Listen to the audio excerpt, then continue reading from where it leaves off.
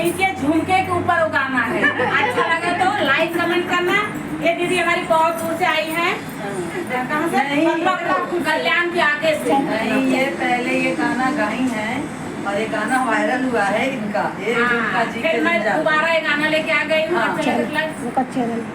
Channel नाम बोलो।